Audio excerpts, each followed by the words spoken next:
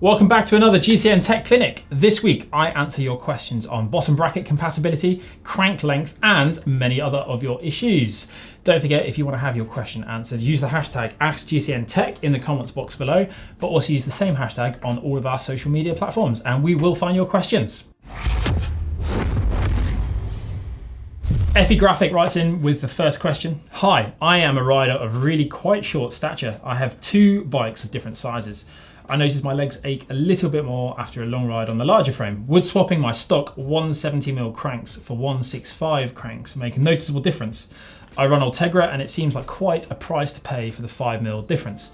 Well, Epi, this is a good question and one that I'm particularly interested in myself, as I have experimented with lots of different crank lengths over the years just to try and make my legs feel that little bit better.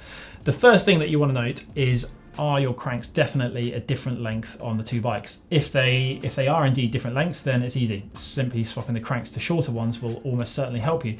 If they're not different, then you probably want to adjust your position on the larger bike.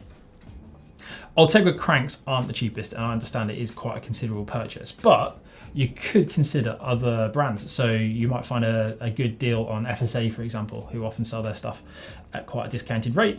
But how do you know that 165 is actually going to be the right length for you? Why not try something a little bit shorter again? So even going down to 155, you might find really helps alleviate those muscle aches. Daryl Whitford. I was riding a crit race last weekend on a hilly course which required using the big ring and the largest sprocket on the cassette. When I was changing down on some of the laps, the chain would jump from the big ring into the small ring. What must I adjust to stop this happening? Well, Daryl, big is a bit of a frowned upon no-no, isn't it? What were you thinking? What you could do, perhaps, is run a 28, 30 or even a 32 cassette, meaning the gear that you're actually wanting is then 3 or 4 down the cassette, and you can stay in that big ring a little bit longer. It doesn't take a lot of energy to shift into the small ring. But since you've written in and asked the question, what you could do is try trimming your front derailleur. I mean, it really is a bit of a bodge. Your chain is going to rub a lot of the time and it may not shift perfectly when you want to go back into the little ring, but it will prevent your chain from dropping off into the small ring. Go with what we suggested before though and try and change into the little ring. Ewan Monroe has the next question. Sorry if you've had this before, but how come whenever I am indexing my gears, they always shift great in the work stand, but when I'm riding out the road, they're never quite right? Well, this is a bit of an age-old problem, this one, and in my personal experience from having race mechanics and everything, it's because people can be quite sloppy when they put the rear wheel into a bike when it's in the stand. Instead, I would always put my weight on the bike, undo the quick release, make sure it sits correctly into the dropouts, and then clamp it up reasonably quite tight actually as well, and then start adjusting your gears.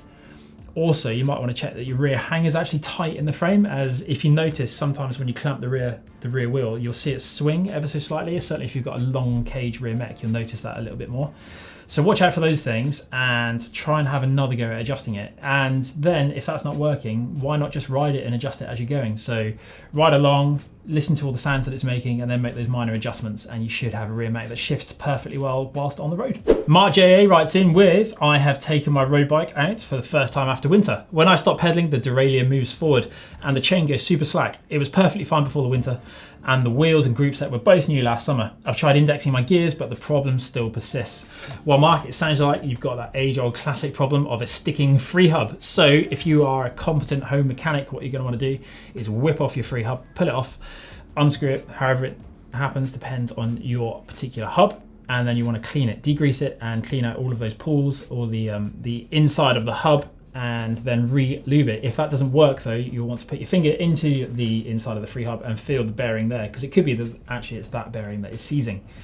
It's going to be a job that's going to take you quite a while, so set aside a good amount of time and make sure you've got some good quality lube and some cloth, and just make sure those pulls don't spring everywhere when you rip out your free hub. Good luck. Him writes in with, Dear GCN, I would like to ask, do I need to change the chain if I swap from a 5236 to a 5339 chainring? And I also changed oversized pulley wheels as well. Thanks. Right now I'm running Ultegra DR2 with a 5236 and 28 rear. Well, I would say that if you were just changing those front chain rings, that no, your chain will be absolutely fine and there's no need to run a longer chain. But I did a quick search on the Ceramic Speed website, and if you do indeed upgrade to oversized pulley wheels, that you will need a longer chain. So make sure you do that. Don't just add in a few links, make sure you get a brand new chain. Callum has a question. Hi, Ask GCN Tech. A slightly not quite bike related, but still close enough question. I like your style. I seem to get a very short lifespan from my bib shorts. I do 400 Ks a week and have multiple pairs, but after not very long, the elastic seems to stretch and the stitching begins to wear.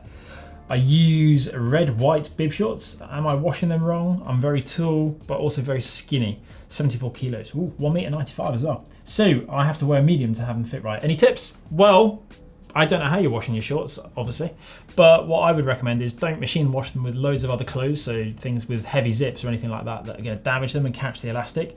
Don't use fabric conditioner. That's something you're not meant to do with Lycra. And don't tumble dry them. But another bit of advice is 400 Ks a week, you wouldn't really expect a pair of shorts used regularly to last much longer than 6 months if you're doing that sort of mileage. And finally, have you ever thought about having your shorts tailored? So if you're that tall and you're that skinny, then there's a chance that the elastic is never really like biting into your legs anyway, and you might find that actually having the elastic turned over and shortened a little bit will help them last longer and also be more comfortable and stay in place better. Dean Andrews is having trouble keeping his paint clean. Johnny boy, help!